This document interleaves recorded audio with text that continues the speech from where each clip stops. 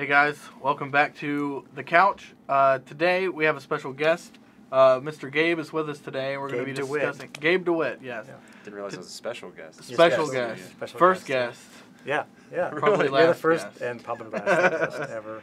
So today we're just going to do kind of like a round table type discussion about lenses, some of the functions and purposes of specific lenses.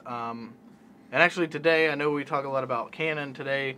Gabe is actually a Nikon shooter, so we're going to get both sides of the stories on that. Yeah.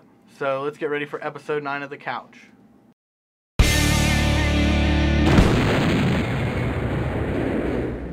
All right, so Tim, first of all, let's talk about one of the main differences in lenses. Yeah. And Gabe, you can kind of join in on this.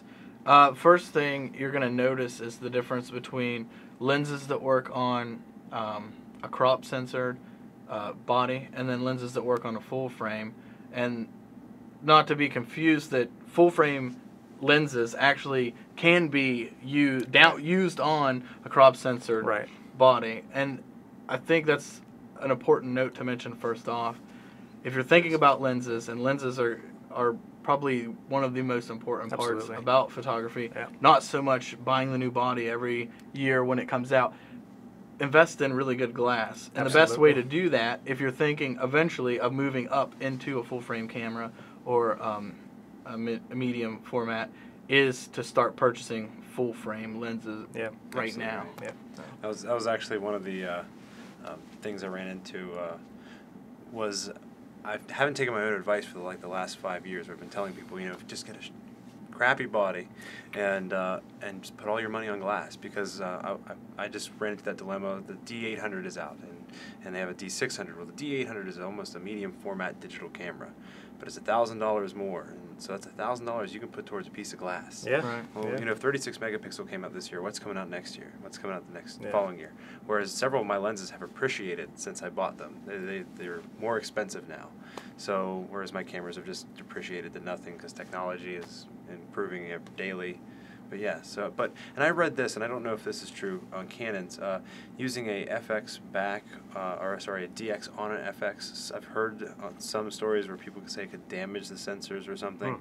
I've never seen that with Nikon. I didn't know that. Yeah, I've never. Okay, because when I put a DX sensor or DX lens on the 600, it'll actually change it to a DX shot. I won't see the uncropped section. I'll actually just look like I'm looking through a normal lens.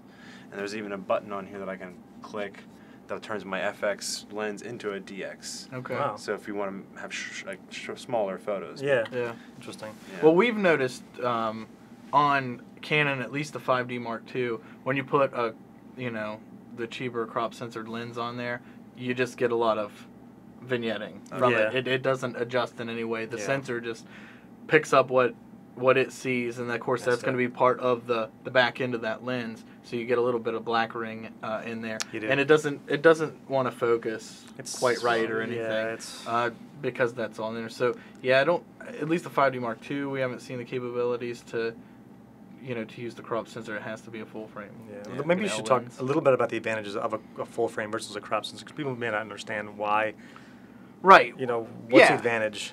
Okay, well, so for example, if let's say you're shooting with a crop censored body, and you use a full frame lens, for example, like a 50 millimeter, okay, and we'll just use the prime as an example. Gabe, like you and I were talking earlier, if you put that 50 prime on a crop sensor, that's actually not a 50 millimeter, right. because it's cropped down, and it's that. The ratios vary between sensors, but it's somewhere around 1.5 in difference. So you're actually, technically, if you were to buy... You're zooming in. Right, you're zooming in on it. So if you were to buy a 70 to 200 lens and put that on that crop sensor body, you're actually getting, what is that, like an 85 to 250 or something like that. You'd have to do the math. But it's actually, you're kind of getting a little more juice out of it. If zoom is kind of what you're, if range is what you're going for, if you buy a 300 prime, it's actually more than 300 on that crop sensor. And then wildlife photographers, sports photographers, they like, a lot of them like the DX because they get that a little more zoom out of it on the DX sensor. What you lose on a DX versus FX has more real estate for the megapixel. So if you're comparing a 10 megapixel FX to a 10 megapixel DX, your DX actually has higher resolution, is a more sharper picture. But the FX can handle much lower light 'cause there's more real estate for the electrons to strike, and makes it a more sensitive plate, and you can shoot in lower light much easier. But your image quality, there's an argument there because of what you need more. So now, like on this one I have here, it's not a one-to-one comparison of 10 megapixel to 10 megapixel. This is 24 megapixel FX to my older 12 megapixel DX. And this thing shoots at, I think, when it even cropped down, it's just above 10 megapixels. So it's pretty close. And I think too, when we get into start talking about megapixels and things like that, is what can the naked eye see? Like, at what point are these camera bodies going to stop? Megapixel is almost a gimmick anymore. It is really because once you get past, I mean, these cameras are at like 20, 30 megapixels now. Yeah. Is it worth going out? And this goes back to your argument about spending money on glass. Is it worth spending another $4,000 on a 30 megapixel versus the 20 you have in your bag now? Because is anyone going to be able to see that? The file sizes are ridiculous. I got a 16 gig disc to put in this thing. I'll never fill that up, or at least take me a while. 2 afternoons of shooting, and I've got 400 pictures that are 30 megs a piece. And you're shooting raw. And you got to. And I'm shooting at the 12-bit, images too. So. Well, let's talk a little bit, Gabe. Tell us a little bit about the differences between like a telephoto, a prime, and what you tend to use those for more, because you do a lot of landscape stuff. And you're doing composites with multiple lenses for one project. So explain that a little bit. Well, I'm just getting into the primes. I have a couple, and I've just purchased a new one, an 85 1.4.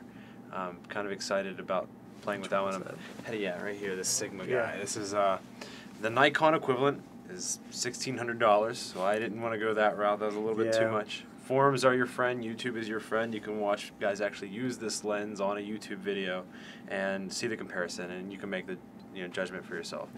It's a lot about naming. Like I looked at Zeiss. I'm like, oh yeah, I want to get some Zeiss primes.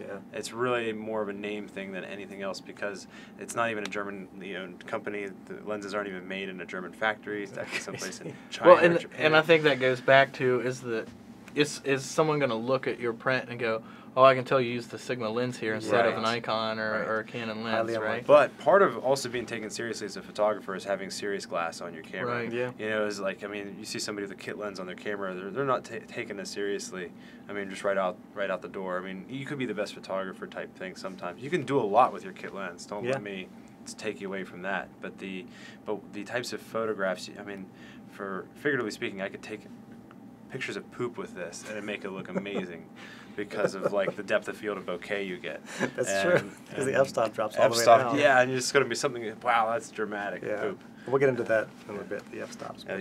So that's a difference. But with landscape, again, I'm just getting more into the primes. It's just a sharper, the dedicated glass to a fixed focal or for a fixed zoom. And that's what the prime refers to. Is it's not moving. It's stuck at that zoom length, stationary. But you can cover a lot of ground with your legs. You'd be surprised in what you can do by walking back and forth. You could have done with a 24 to 70. So you can pay upwards of $2,000 for a 24 to 70 2.8. Well, if you buy a good 50 millimeter prime, you can cover that range at a 1.8 f-stop. And that's kind of better. And if we can go back actually to base level, if people don't understand what the numbers mean, if you say 85, if you say 50, you say 35, basically you can look at it like, okay, well, the lower the number, the more wide angle you're going to get. Wide you can see. Yeah, the more you can see, the wider you can see. 14 millimeter, this is my precious. 14, that's going to get you a really nice wide field of view. It's almost like a fisheye, but they've fixed it. They've done a rectilinear. And you can actually see just the way it's just bulbous. It's very unprotectable though. That's the worst thing about this lens. People actually a lot of times will discover that they don't really understand what those numbers mean. 50, 35, 200, what does that all mean? It's just basically, like I said, it's focal distance. Yeah, focal distance. Well, and to get back onto the point of what are each lenses used for, I think maybe a beginner photographer out there might look and say, okay, why should I carry 17 to 24, 24 to 70, and a 70 to 200 when I can get on Amazon and I found this lens from Sigma or wherever that's like 18 to 300? Yeah, why wouldn't I just carry this lens? Yeah. And part of the issue with that is there's number one, the range on that is so dramatic from like I said, like an 18 to 300 or whatever. Yeah. That lens is never going to be as sharp as, number one, a prime, and it's never going to be as sharp as something like a 24 to 70, a short range like that. Yeah. Too many moving elements. Right, there's way too many elements. Chromatic aberrations are going to be a huge part in this because what happens is that light, and like you said, multiple elements, and they're all moving elements, that light's going to come in, it comes into that lens, and it's going to bounce around all that glass that's in there. And the next thing you know, you see all these weird haloing and ghosting and stuff around these images. You'll see red and blue halo, that's chromatic aberration. Diffracting the light, or refracting the light. Right. Yeah. And then also, you're, and this kind of gets a little bit further into that number issue when you start talking about your f-stop, which is one of the most important things about lenses, and also what makes lenses so expensive. Absolutely. It's also referred to as speed. You might hear someone say, I have a really fast lens. Right. And basically what that is, your f-stop is your aperture. And you'll... Bigger the opening, the more light can get in. Exactly. Right. The more light you can get in, and it also gives you that nice creamy bokeh effect in the background. It smooths everything out. If there's a nasty wall behind your subject or whatever, it's going to make it look, it's just going to blur everything out for you. That's what really separates your subject from the background, and that's what you want, especially in something like portrait and stuff. Not so much in landscape photography because you're trying to bring everything in. But they still rock, like there's a 35 1.4, I think it is, that's like the landscape lens for some reason, but I think it has to have something to do with that 1.4. It wouldn't be so much. So maybe it's just the low light in the early morning type thing, and that's possible. Be it. But because once your focal length's out there, then that's one problem that people run into with these really. They call them high aperture, which is the opening. It's actually a really low number. Right. It's opposite. The lower the number, the larger your 50 millimeter 1.4 is like $400. If you go to the 1.8, you can pay $100 for it. Right, which doesn't make a whole lot of sense. Is it worth it? Well, you got to ask yourself what you're shooting at. If you're shooting from like me to you, it's not worth it to get the 1.4 because I would focus on your nose and your eyes. And my eyes would be out of focus. Exactly. So if you're shooting at like a tree 20 yards off, you're kind of a much further depth of field at that point. At like example, 1 meter is roughly, you only have 1 centimeter of depth of field that you can actually get in focus with a 1.4. Right. So it's not a good lens if you're shooting close-up portraits. Yeah, you gotta ask. Forums are your friend. That's right. Yeah. And we'll show some examples of this too. We'll put a little page up in the links and say, look, here's what some of these look like.